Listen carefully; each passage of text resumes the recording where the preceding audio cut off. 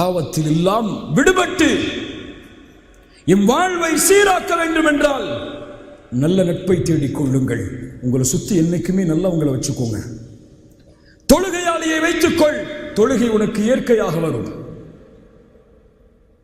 நோன்பாளியை வைத்துக்கொள், நோன்பு உனக்கு இயற்கையாக வரும். பாவங்களை பாவங்களாக கருதக்கூடியவரை வைத்துக்கொள், பாவத்தை பாவமாகவாவது கருதுவாய். இல்ல என் நண்பர்கள் எல்லாம் சிகரெட் அடிப்பாங்க, நான் சிகரெட் அடிக்க மாட்டேன், நான் ரொம்ப ஸ்மோக்கிங்ல இருந்து விடுபட்டவன் தான், அவங்க தான் தண்ணி அடிப்பாங்க, நான் தண்ணி அடிக்க மாட்டேன், அவங்க தான் பெண்களோட போவாங்க, நான் போக மாட்டேன். இப்படி ஒரு வார்த்தை உன்னிடத்தில் இருந்தால் இரண்டு இருக்கும். ஒன்று, அதை அனுமதிப்பாய் செய்வதற்கு. இரண்டாவது, உள்ளத்தில் இயற்கையாக மாறும், இதுவெல்லாம் பாவமே இல்லை என்று மாறுமா? மாறாது. தொழுகையை விடுபவர்கள் உங்களுடைய அறையில் இருந்தால் தொழுகையை விடுவதை பாவமாக கருதவே மாட்டாய். 1000 பயான் கேட்ப, 1000 அறிவுரைகளை கேட்ப, 1000 தாழ்வாவை கேட்ப, ஏறாது மண்டையில். ஏன் நீ அதை பார்க்கிறத பாவமா பார்க்கல? ஒரு தொழுகையை விட்டால் உயிர் போகக்கூடிய அளவுக்கு துடிக்கக்கூடியவனிடத்தில் நட்பு வைத்தால் நீயும் துடிப்பாய். இயற்கையாக உன் உள்ளம் துடிக்கும். ரசூலுல்லாஹ் அதனால் தான் சொன்னார்கள், ஃபல்யன்துர் அஹதுக்கும் மை யுகாலில். இரண்டாவது ஹயா, வெட்க உணர்வை கொண்டு வா. உன் இறைவன் உன்னை பார்க்கிறான். நீ தொழுகையை விடுவதை அவன் பார்க்கிறான், நீ மது குடிப்பதை அவன் பார்க்கிறான், நீ தவறான பழக்கத்தை செய்வதை அவன் பார்க்கிறான். உன் பெற்றோர் பார்க்காமல் இருக்கலாம், உன் நண்பன் பார்க்காமல் இருக்கலாம், அவங்களுடைய பார்வையிலிருந்து நீ மறைக்கலாம். போன்ல 1000 செக்யூரிட்டி கோட போட்டு நீ மறைச்சிருக்கலாம். உன் ஃபேஸ்புக்ல என்ன இருக்கோ, உன் வாட்ஸ்அப்ல என்ன இருக்கோ, அதை எல்லாத்தையும் பயங்கரமான செக்யூரிட்டி எல்லாம் போட்டு நீ மறைச்சிருக்கலாம். ஆனால் அவனுக்கு தெரியும், அவனுக்கு தெரியும். சிலருக்கு அவகாசம் கொடுப்பான், சிலரை இழிவுபடுத்தி விடுவான். அவன் நாடுபவர்களை قل اللهم مالك الملك تؤتي الملك من تشاء وتنزع الملك ممن تشاء. நாடியவர்களை இழிவுபடுத்துவான். உன்னை மக்கள் கண்ணியவானாக பார்க்கலாம். ஒரு அறிஞர் அழகாக சொல்லுவார், இந்த மக்கள் எமக்கு கொடுக்கக்கூடிய கண்ணியம் எல்லாம் இறைவன் என் மீது போட்டிருக்கக்கூடிய திரைக்குதான்.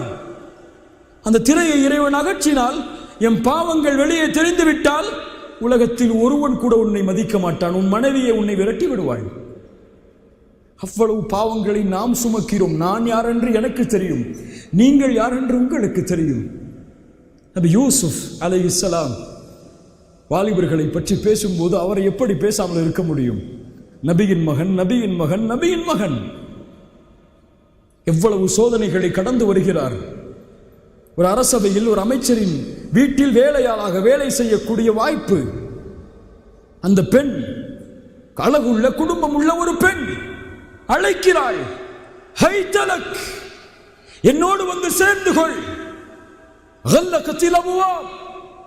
கனவுகள் அடைக்கப்பட்டு விட்டது, சேர்ந்து கொள். ஒரு பெண் கனவை அடைத்து என்னோடு சேர்ந்து கொள் என்று அழைக்கிறாள். ஒரு வாலிபர் பெருமையா ஒரு நீண்ட வாழ்க்கையை நபியோடு வாழவில்லை. கொஞ்ச காலம் தன் தந்தை இடத்தில் படித்த பாடம் அவ்வளவுதான் அவருக்கு. அதற்கு பிறகு மிஸ்ரில் அந்த அரசவையில் தான் அவருடைய வாழ்க்கை. சிறு வயதில் அவருடைய கற்ற பாடம் அந்த நேரத்தில் நினைவு வருகிறது. அந்த பெண் அழைக்கும் பொழுது சொன்னார்கள், கால மஅதல்லாஹ் இன்னஹு ரப்பி அஹ்ஸன மஸ்வாய இன்னஹு லா யுஃப்லிஹு ஸாலிமூன். அல்லாஹ் உன்னிடத்திலிருந்து என்னை பாதுகாக்கட்டும். இது தவறு, இது குற்றம். யாரும் பார்க்கவில்லை என்றாலும் அவன் பார்க்கிறான். இன்னஹு ரப்பி அஹ்ஸன மஸ்வாய, ரப்பி என்னுடைய எஜமானன். யூசுப் அலைஹிஸ்ஸலாம் சொன்னார்கள், கால மஅதல்லாஹ், அல்லாஹ் உன்னை விட்டு என்னை பாதுகாக்கட்டும். அந்த பெண் அழைக்கும் போது அவருடைய உள்ளத்தில் வந்தது இந்த வெட்க உணர்வு. அல்லாஹ் பார்க்கிறான். அவனுக்கு முன்னால் எப்படி நான் பாவம் செய்வது? நீ செய்யக்கூடிய பாவம் சிறிதாக இருக்கலாம், அதை நீ யாருக்கு முன்னால் செய்கிறாயோ அவன் மகத்தானவன், அதை செய்யக்கூடாது. மஅதல்லாஹ் இன்னஹு ரப்பி அஹ்ஸன மஸ்வாய. காலம் கஷ்டம், சிரமம். எம்மை சுற்றி நாம் பார்ப்பதெல்லாம் கவர்ச்சிகள், ஆசைகள், உள்ளம் தேடும். ஸுய்யின லின்னாஸி ஹுப்பு ஷஹவாத். மனிதனுக்கு ஆசைகள் எல்லாம் விருப்பமாகிறது, அலங்கரித்து காட்டப்படுகிறது. ஹுப்பு ஷஹவாத், அதில் முதலாவது அல்லாஹ் எண்ணுவதே மினன் நிசா, பெண்ணைத்தான். ரசூலுல்லாஹ் சொன்னார்கள், மா தரக்து பஅதி, எனக்கு பிறகு என் சமூகத்தின் ஆண்களை வழிகெடுப்பதற்காக எதையும் நான் விட்டு செல்லவில்லை, பெண்களை தவிர. இயற்கை, அதுவும் இந்த வயதில் நம்முடைய சூழல் அதை தேடும். ஒரு பெண்ணோடு பழகுவதற்கு நம்முடைய உள்ளம் விருப்பம் கொள்ளும். அவளோடு பேசுவதற்கு, ஃபேஸ்புக் தொடர்பை வைத்துக் கொள்வதற்கு, வாட்ஸ்அப் தொடர்பை வைத்துக் கொள்வதற்கு உள்ளம் தேடும். யூசுப் அலைஹிஸ்ஸலாம் சொன்னார்கள், கால மஅதல்லாஹ், அல்லாஹ் என்னை பாதுகாக்கட்டும். ஒரு வாலிபனுக்கு தேவையான மிக முக்கியமான குணம். ரசூலுல்லாஹ் சொன்னார்கள், ரஜுலுன் தலபத்துஹு இம்ரஅத்துன் ذات منصب وجمال فقال اني اخاف الله.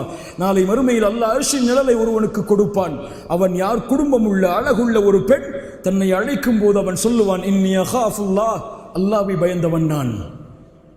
எந்த திரையும் மூடி இருக்கலாம், எந்த கதவும் அடைத்திருக்கலாம், அல்லாஹ்வின் கதவை யார் அடைப்பது? அல்லாஹ்வின் பார்வை யார் தடுப்பது? இரண்டாவது, இன்னஹு ரப்பி அஹ்ஸன மஸ்வாய, உன் எஜமானன், உன் கணவன் என்னை கண்ணியமோடு வாழ வைத்திருக்கிறான், அழகான வாழ்வை எனக்கு கொடுத்திருக்கிறான். இன்னஹு லா யுஃப்லிஹு ஸாலிமூன், அநீதம் செய்பவர்கள் ஒருபோதும் வெற்றியடைய மாட்டார்கள். என்ன அர்த்தம்?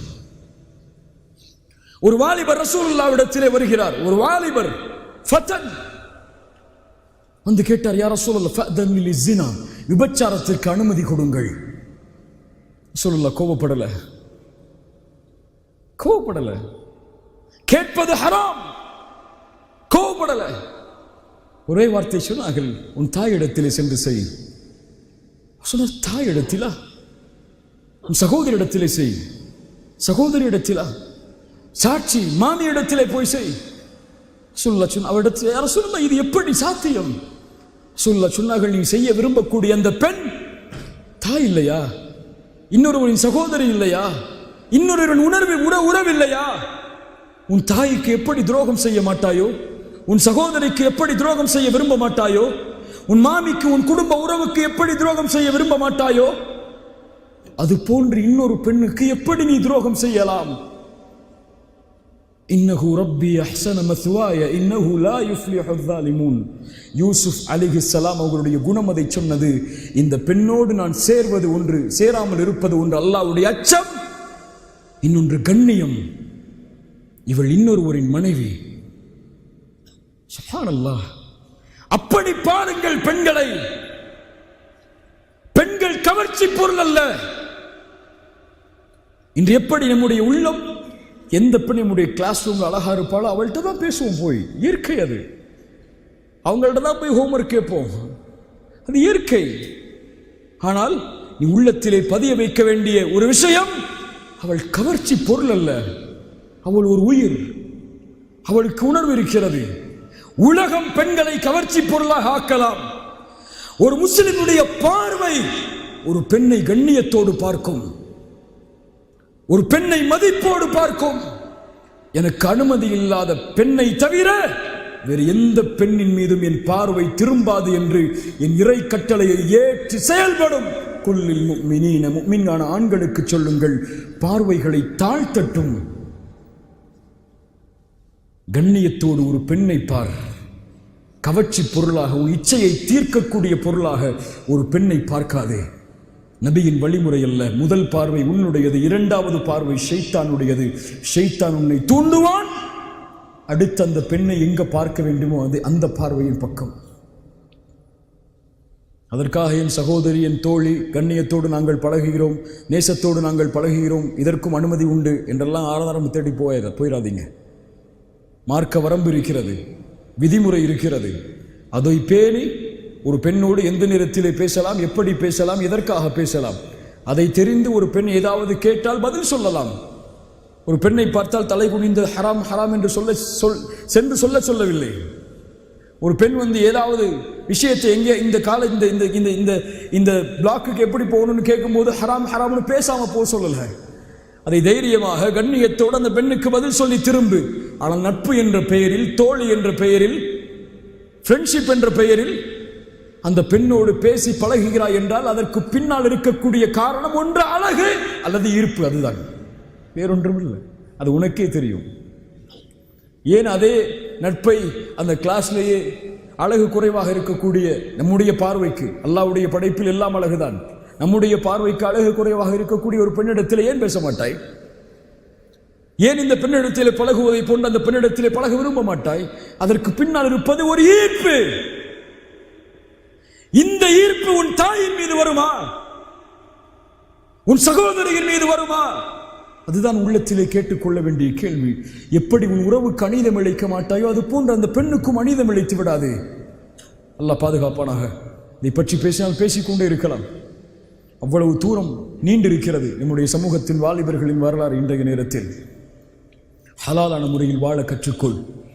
உனக்கு விருப்பம் இருக்கிறதா, ஆசை இருக்கிறதா, திருமணம் செய். முடியவில்லையா, அதை விட்டு ஒதுங்கிக்கொள். ஹராமை செய்வதற்கு எதையும் தியாகம் செய்து விடாதே. ஹலாலை செய்வதற்கு எதையும் தியாகம் செய்யலாம். அல்லாஹ்வுடைய மார்க்கம் அனுமதி அளித்தால் இந்த 3 தான் நம்முடைய வாழ்வை முன்னேற்ற பாதையில் கொண்டு செல்லும். இறுதியானவற்றில் தோற்றுவிட்டாய், உன் வாழ்வே தோல்வியாகிவிடும். இன்று உன் வாழ்க்கையின் லட்சியமாக ஐ லவ் யூ என்ற வார்த்தை இருந்தால், ஒரு பெண்ணை அடைவதுதான் நோக்கம் என்றால், அது இல்லை வாழ்க்கை. திருமணம் முடித்து 2 மாதத்தில் உணர்ந்து கொள்வாய் அது இல்லை வாழ்க்கை என்று. பெண்ணை விட மேலான ஒரு வாழ்க்கை இருக்கிறது, அதை வாழ்ந்து செல். அந்த பெண்ணும் உனக்கானவள் அல்ல. மௌத்தா நாம் 1 மாசம் அழுவா, அவ்வளவுதான், மறந்துட்டு போயிடுவா. உன் வாழ்க்கை அதை நோக்கமாக கொண்டல்ல. ஒரு பெண்ணிடம் தோற்றவன் எல்லாவற்றிலும் தோற்று விடுவான். பெண்ணையை நோக்கமாக கொண்டு வாழாதீர்கள். முஸ்லிம் சமூகத்தின் வாலிபர்களை பார்த்து சொல்கிறேன், எம்மை ஒரு மிகப்பெரிய ஒரு நோக்கம் இயக்கிக் கொண்டிருக்கிறது. ஒரு பாதையை நோக்கி சென்று கொண்டிருக்கிறோம். அந்த பாதையில் வெற்றி அடைவதுதான் நம்முடைய நோக்கம். அதற்கு தேவை வாழ்வை உணர்ந்து கொள். ஏன் படைக்கப்பட்டாய் என்று உன்னிடத்திலே கேள். 2வது, உன் இறைவனோடு இருக்கக்கூடிய தொடர்பை சீராக்கிக்கொள். 3வது, நல்லவங்களை சுற்றி வச்சுக்கோ. அவ்வளோதான். வாழ்க்கையில் எல்லா நிலையிலும் நீ செல்லக்கூடிய பாதையெல்லாம் உனக்கு சோதனைகள் வரலாம், ஆனால் முடிவு வெற்றியாக மட்டுமே அமையும். அப்படிப்பட்ட வாழ்வாக அல்லாஹ் ரப்புல் ஆலமீன் நம்முடைய வாழ்வை மாற்றுவானாக. அப்படிப்பட்ட வாழ்க்கையாக அல்லாஹ் ரப்புல் ஆலமீன் நம்முடைய வாழ்க்கையை மாற்று